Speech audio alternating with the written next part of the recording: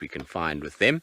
And so we have one of the adults. It's difficult to know whether it's mom or dad.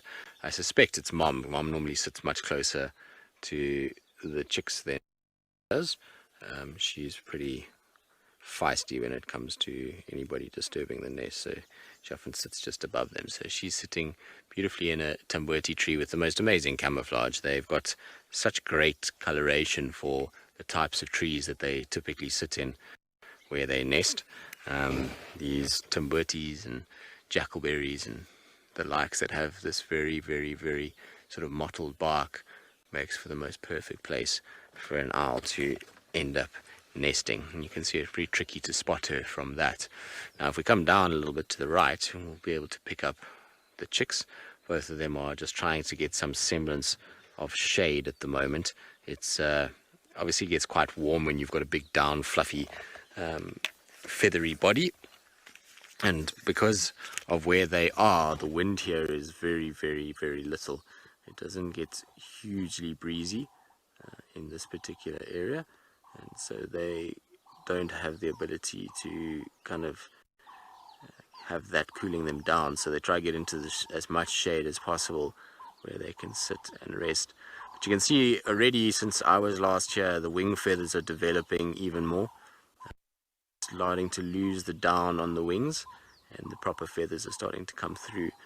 So that means that they are growing very, very quickly at this stage of the game. It's amazing. Always with birds, I'm fascinated to see how fast they develop, and I suppose they have to.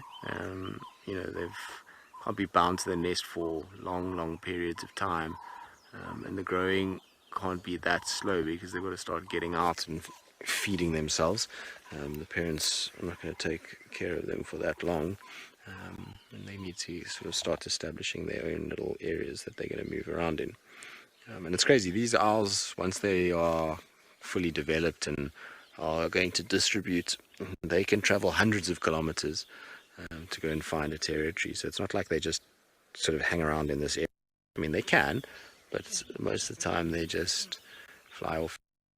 It depends on how many other birds are in the area, and eventually we'll find a territory that could be a kilometer away, or it could be hundreds of kilometers away, which is cool. You know, the problem is that we're just never going to know if they do stay here, if it's them. Once they get those adult feathers without any sort of distinctive marking on them or distinctive pattern or something that we can pick up easily, it's incredibly difficult who is who in the owl world. Unfortunately, unlike our leopard hinds that have pretty unique markings and facial features, owls are a little bit trickier to ID in that regard.